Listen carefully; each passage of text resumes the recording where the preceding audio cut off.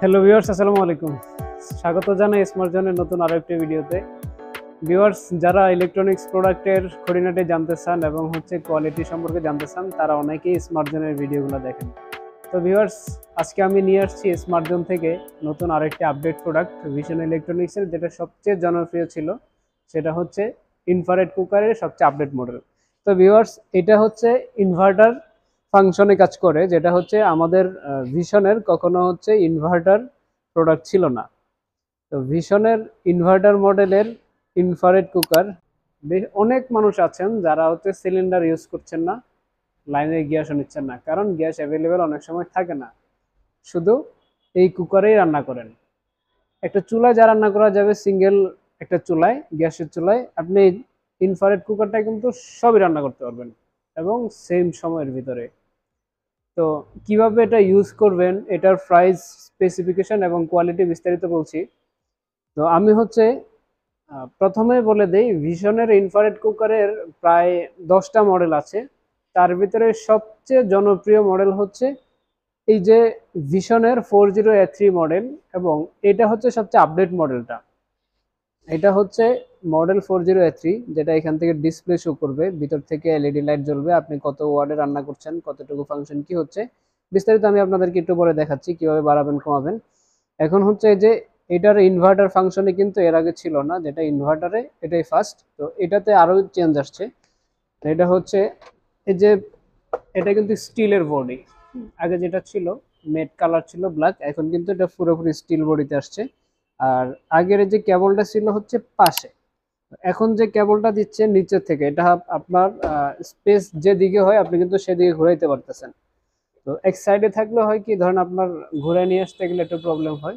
তো এটা কিন্তু আপনি ইজিলি যে কোনো সাইডে কিন্তু আপনি কেবলটা নিতে পারতেছেন। এটা কিন্তু 5500 টাকা ছিল, 10% প্রাইস ড্রপ করছে কোম্পানি, যার জন্য এখন 5500 না, 4950 টাকায় কিন্তু পেয়ে যাচ্ছেন।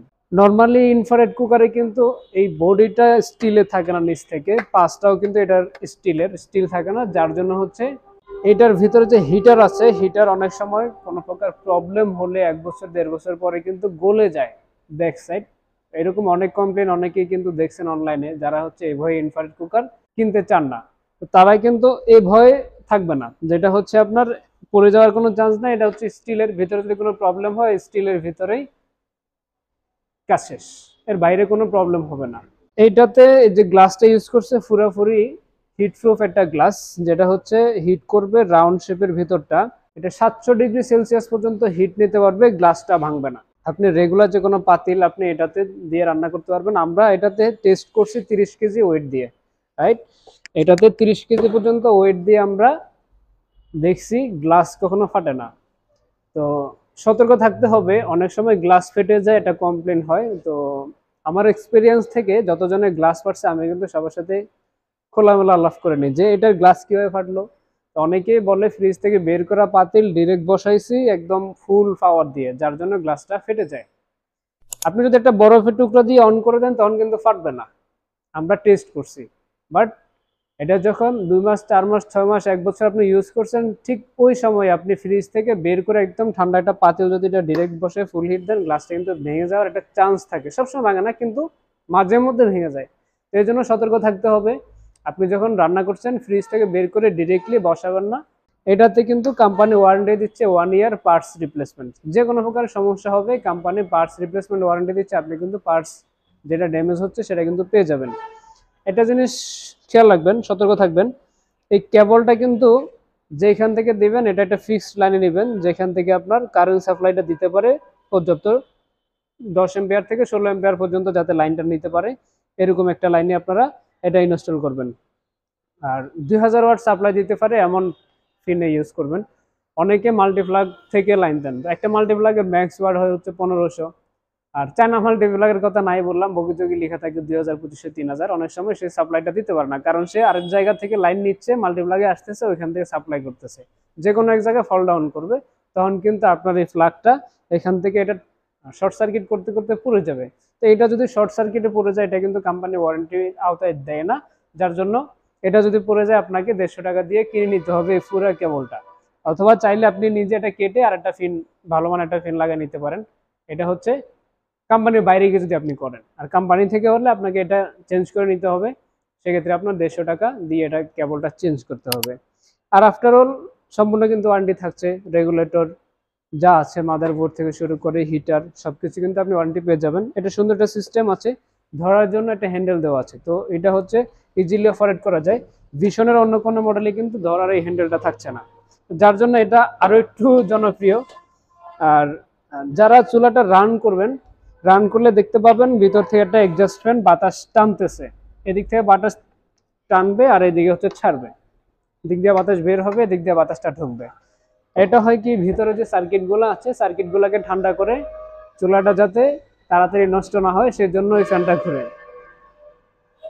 তো আপনারা যখন রান্না করবেন, রান্নার শেষে এখানে জাস্ট অফ করে দিবেন, ফাংশন থেকে অফ করে দিবেন। কিন্তু এই জায়গায় একটা লিখে আছে দেখবেন, এটা হচ্ছে গ্লাসটা স্পর্শ করা যাবে না, এটা যেহেতু রান্না করছেন এটা হিট থাকবে।